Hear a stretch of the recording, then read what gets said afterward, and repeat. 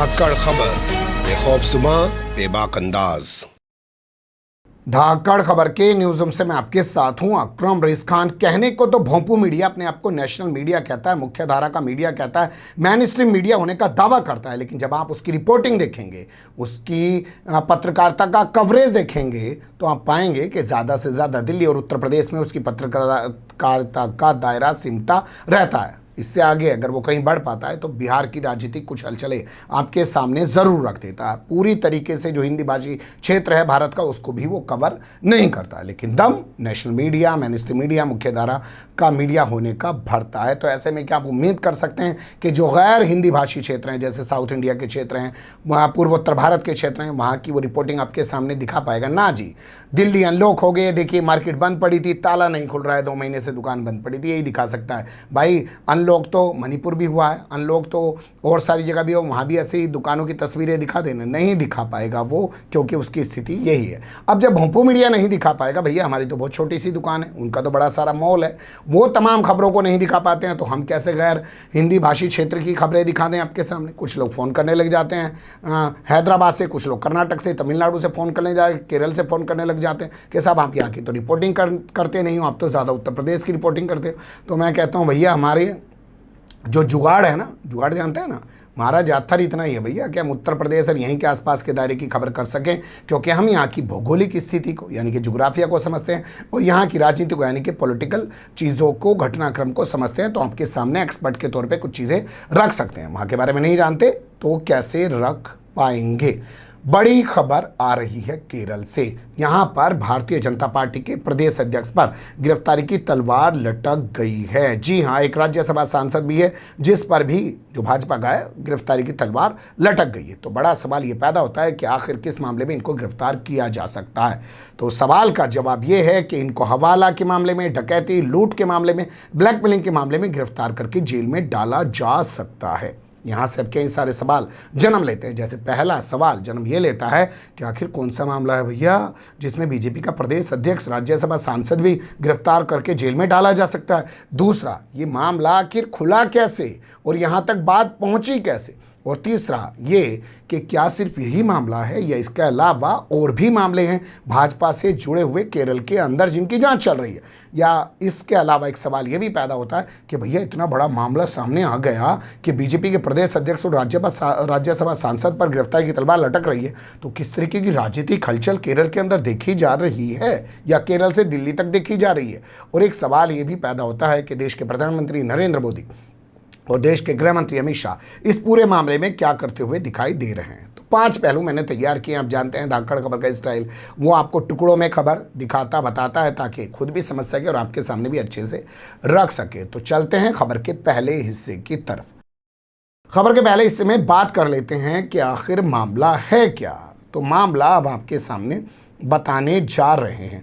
मामला ये है कि 6 अप्रैल को केरल में चुनाव हुआ, एक ही चरण के तहत यहाँ पे तमाम सीटों पे चुनाव हो गए, आप लोग जानते ही हैं।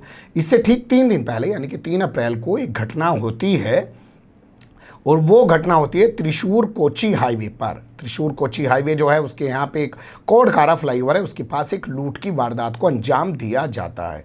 3 दिनों तक इस मामले में कोई एफआईआर दर्ज नहीं कराई जाती। 3 दिन बाद चुनाव संपन्न हो जाता है। 7 अप्रैल को एक शख्स जो कहता है कि वो कोझिकोड का रहने वाला है और अपना नाम बताता है शमजीर शमसुद्दीन, और जाके कहता है साहब मेरे साथ 25 लाख रुपए की लूट हो गई है। पुलिस एफआईआर दर्ज करके मामले की जांच में जुट जाती है, लेकिन जैसे ही जांच शुरू होती है तो पता चलता है 25 लाख का मामला नहीं है, 3.5 करोड़ रुपए लूटे हैं। तो यहीं से पुलिस का सिक्स सेंस जाग जाता है कि आखिर लूटे तो 3.5 करोड़, ये शख्स 25 लाख क्यों बता रहा है? अपनी तरफ से दर्ज कराई एफआईआर में इस शख्स ने उल्लेख किया था कि वारदात के वक्त वह कोझिकोड से कोची की ओर जा रहा था। उसी दौरान कोडकारा फ्लाईओवर के पास हाईवे पर इसके साथ इस लूटपाट को यानी कि 25 लाख रुपए की लूटपाट को अंजाम दिया जाता है। पुलिस की जांच आगे बढ़ती है और जब पुलिस को ये पता चलता है कि असल में पैसा हवाला के जरिए लाया गया था, इस पैसे का प्रयोग चुनाव में किया जाना था और ये पैसा भाजपा का था, तो उसके बाद जांच का दायरा प्रदेश अध्यक्ष तक पहुंच जाता है और इसी से दिल्ली तक हलचल शुरू हो जाती है। चलते हैं खबर के दूसरे हिस्से की तरफ। कैसे कैसे आगे बढ़ रही है इस मामले की जांच, इस पर नज़र डाल लेते हैं। तो अभी तक की खबर के मुताबिक जो हमारे पास आई है, जो अखबारों में छपी है, कुछ वेब पोर्टल पे छपी है, उसके हवाले से हम आपके सामने रख रहे हैं कि इस मामले में पुलिस अभी तक 13 लोगों को गिरफ्तार कर चुकी है। उनके पास से 1.5 करोड़ रुपए यानी कि 1.5 करोड़ रुपए बरामद कर चुकी है। बाकी रुपए की बरामदगी के लिए, बाकी लोगों की गिरफ्तारी के लिए पुलिस अपनी जद्दोजहद में, मतलब अपनी कोशिशों में लगी हुई है। लेकिन इन 13 लोगों से पूछताछ करने के बाद पुलिस पहुंच गई बीजेपी के जिलाध्यक्ष के पास, जो त्रिशूर का जिलाध्यक्ष है। उसका नाम जो हमारे पास है वो है अनीश कुमार। तो अनीश कुमार से पुलिस बातचीत करती है, पूछताछ करती है, और पूछताछ करने के बाद पुलिस पहुंच जाती है कहाँ पे? सीधे बीजेपी के प्रदेश जो कार्यालय है उसके जो सचिव हैं उनके पास। जी गिरीश उनका नाम बताया जा रहा है, और दूसरे का नाम बताया जा रहा है एम गणेश। इनसे भी पुलिस पूछताछ करती है। हालांकि ये सभी इनकार कर देते हैं कि इस मामले से, इन आरोपों से इनका कोई लेना देना नहीं है, इस पैसे से इनका कोई लेना देना नहीं है। हालांकि पुलिस का दावा ये होता है कि उन्होंने इसी बीच आरएसएस के कार्यकर्ता धर्मजन से भी पूछताछ की। उसी ने जी गिरीश का और उसी ने एम गणेश का नाम पूरे मामले में लिया था, यानी कि बीजेपी का प्रदेश अध्यक्ष जो है वो नाम नहीं ले रहा था, आरएसएस का कार्यकर्ता आरोप है कि नाम ले रहा था। जिसके बाद पुलिस की जांच का दायरा बढ़ा और पुलिस की जांच का दायरा पहुंच गया बीजेपी प्रदेश अध्यक्ष के सुरेंद्रन के दरवाजे तक। पुलिस ने उनसे पूछताछ की है। इस मामले में खबर यह भी आ रही है कि बीजेपी के राज्यसभा सांसद सुरेश गोपी से भी पुलिस इस मामले में पूछताछ कर चुकी है। इन पर गिरफ्तारी की तलवार लटक रही है, कभी भी पुलिस इनको गिरफ्तार कर सकती है। हालांकि पुलिस और ज्यादा सबूत जुटाने में लगी हुई है। चलते हैं खबर के तीसरे हिस्से की तरफ। यहां बात कर लेते हैं कि क्या सिर्फ यही आरोप है भाजपा पर, या और भी आरोप है? ना जी, और भी कई सारे आरोप हैं। जैसे एक पार्टी है जेआरपी पार्टी के नेता का दावा है कि बीजेपी वालों ने उनकी पार्टी के चीफ को 10 लाख रुपए कैश दिए, और माना जा रहा है कि वो पैसा भी हवाला के जरिए दिया गया है। कैसे कैसे वो आरोप लगा रहे हैं वो जान लीजिए। जनता पार्टी राष्ट्रीय पार्टी यानी कि जेआरपी पार्टी के एक नेता हैं जिनका नाम हमारे पास है प्रेषिता जायकोड़ा। प्रेषिता जायकोड़ा का दावा है कि उनकी पार्टी को एनडीए में शामिल कराने के लिए उनकी पार्टी के चीफ सीके जानू, उनकी पार्टी को एनडीए में शामिल कराने के लिए उनकी पार्टी के चीफ यानी कि जेआरपी के चीफ सीके जानू को बीजेपी के प्रदेश अध्यक्ष ने 10 लाख रुपए कैश दिए थे, यानी कि के सुरेंद्रन ने सी के जानू को 10 लाख रुपए कैश दिए थे। हालांकि आरोप इनका ये है कि सी के जानू ने 10 करोड़ की डिमांड की थी। भाई हम तो अपनी पार्टी का तुम्हारे साथ जब संबंध करेंगे, जब विलय करेंगे, तुम्हारे साथ जब शामिल होंगे, जब 10 करोड़ देंगे। लेकिन मामला बाद में 10 लाख रुपए में पट गया था। तो ये पैसा भी बताया जा रहा है कि जब दिया गया तो अमित शाह की मौजूदगी में दिया गया। ये दावा इन नेताजी ने किया है, और इस बाबत इन्होंने अपने दावे की पुष्टि के लिए बाकायदा अपनी पार्टी के जो चीफ हैं और बीजेपी के जो प्रदेश अध्यक्ष हैं के सुरेंद्रन के बीच हुई फ़ोन पर बातचीत का एक ऑडियो भी जारी किया है। इसीलिए कहा जा रहा है कि बीजेपी हवाला में भी है, बीजेपी डकैती में भी है, और बीजेपी यहाँ ब्लैकमेल कर रही थी। भाई इनको अपनी पार्टी में मिला लिया था, या इनको जो है रिझा रही थी और जो है पैसा दे रही थी। तमाम तरीके के आरोप इन पर लग रहे। इस मामले की भी जांच की जा रही है। अमित शाह का भी नाम लेकर इस नेता ने इस मामले को बड़ा बना दिया, लेकिन दिल्ली में बैठा भोंपू मीडिया इस पर पूरी तरह खामोश बना हुआ है। अब बात कर लेते हैं राजनीतिक हलचल की।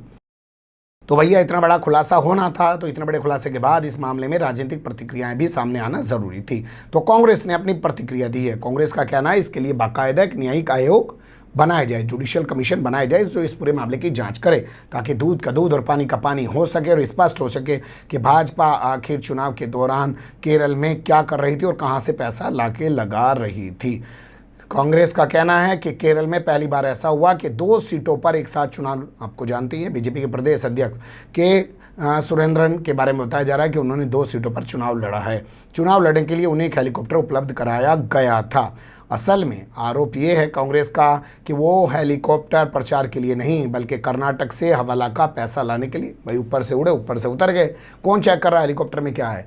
और आजकल सोशल मीडिया पर एक वीडियो भी वायरल किया जा रहा है केरल के अंदर, जिसमें हेलीकॉप्टर से कुछ बड़े बड़े बक्से लेकर भाजपा के लोग उतर रहे हैं। माना जा रहा है कि जिस तरीके की तस्वीर कर्नाटक में उभरी थी लोकसभा चुनाव के दौरान, ठीक उसी तरीके की तस्वीर यहाँ पे केरल में हेलीकॉप्टर से बड़े बड़े बक्से पैसों से भरे हुए उतारते हुए दिखाई बताई जा रही है। दावा सोशल मीडिया पे किया जा रहा है। तो ये जो है प्रतिक्रिया आई है कांग्रेस की तरफ से। अब देखना दिलचस्प होगा कि कांग्रेस की इस प्रतिक्रिया में कितना दम है। हालांकि ये भी दावा किया गया है कुछ लोगों के जरिए कि बीजेपी ने अपने कैंडिडेट को चुनाव लड़ाने के लिए 75 हज़ार रुपये ब्लैक मनी के जरिए यानी कि काला धन के रूप में दिए हैं। कैश दिया तो भैया ब्लैक मनी होगा ना, कहाँ से लाए, कुछ हिसाब तो है नहीं उसका। चुनाव में तो आप एक दायरे में ही खर्च कर सकते हैं, आपको पता ही है लोकसभा चुनाव में कितना खर्च होता है। इसके अलावा अगर नज़र डालें कि बीजेपी इस पर किस तरीके की प्रतिक्रिया दे रही है, तो बीजेपी से केरल के एकमात्र केंद्रीय राज्य मंत्री हुआ करते हैं, नाम है उनका के मुरलीधरन। उन्होंने कोई प्रतिक्रिया देने से इनकार कर दिया है, मतलब वो पूरी तरीके से इस पूरे प्रकरण में खामोश बने हुए हैं। वैसे भाजपा के प्रदेश अध्यक्ष के सुरेंद्रन और तमाम जो लोग हैं वो इस मामले को, भाजपा के जो लोग हैं वो कह रहे हैं कि एलडीएफ सरकार यानी कि पिनाराई विजयन की जो सरकार है, जो दूसरी बार सत्ता में आ गया है केरल के इतिहास में 40-45 साल बाद बताया जा रहा है कि ऐसा हुआ है, वो असल में भाजपा से बदले की कार्रवाई के रूप में ये सब कर रही है, भाजपा के खिलाफ ये सब कर रही है, उन्होंने आरोप लगाया। अब चलते हैं खबर के आखिरी हिस्से की तरफ, वो देख लेते हैं प्रधानमंत्री और गृह मंत्री इस मामले में क्या कर रहे हैं। तो खबरों के मुताबिक प्रधानमंत्री और गृह मंत्री ने इस मामले के अंदर 3 सदस्यीय कमेटी बना दी है जो पूरी जांच करेगी, जिसमें मेट्रोमैन ई श्रीधरन, जिनको विधानसभा चुनाव में प्रत्याशी बनाया गया था, कहा गया था कि इनको सीएम बना देंगे केरल का, हालांकि अपनी जमानत भी नहीं बचा पाए हैं।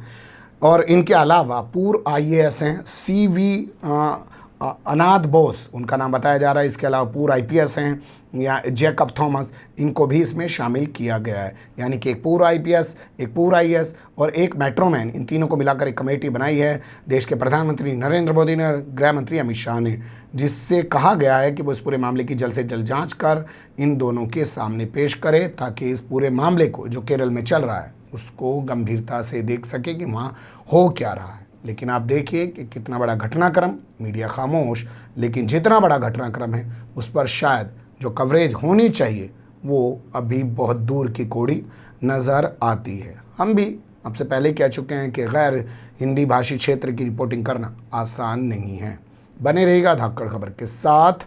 फिलहाल कमेंट्स के रूप में आप लोग अपनी राय दे सकते हैं, खबर को लाइक कर सकते हैं, चैनल को सब्सक्राइब कर सकते हैं और ज़्यादा से ज़्यादा हमारी खबरों को शेयर कर सकते हैं।